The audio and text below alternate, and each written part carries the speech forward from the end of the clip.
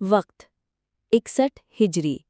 जगह मैदान Karbala, Iraq.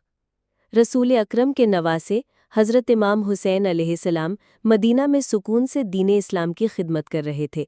इस दौरान यजीद बिन मुआविया खलीफा बन बैठा। उसका तर्ज हुकूमत जुल्म, शराब नोशी और दीन से दूरी पर मबनी था। जब यजीद ने इमाम हुसैन से बैत यानी वफादारी का वादा मांगी तो इमाम ने साफ इनकार कर दिया।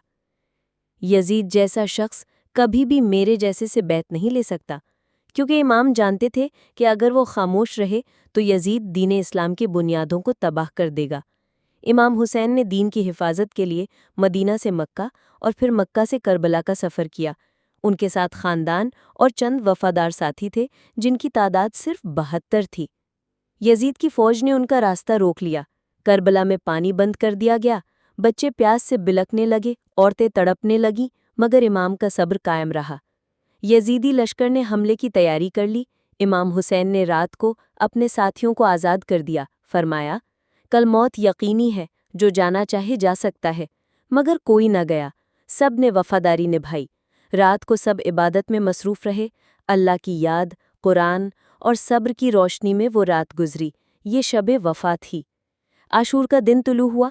सूरज करबला पर एक और तारीख रकम करने आया। हज़रत अली अकबर यानी इमाम के जवान बेटे सबसे पहले शहीद हुए। हज़रत कासिम यानी भतीजे दुल्हन की उम्र में कुर्बान हो गए। हज़रत अब्बास यानी अलमदार हुसैन दरिया से पानी लाने गए, बाजू कट गए, शहीद हो गए। 6 माह का अली असगर प्यास से तड़पा। इमाम ने यजीदी लश्कर से पानी मांगा, मगर तीर से शहीद कर दिया गया।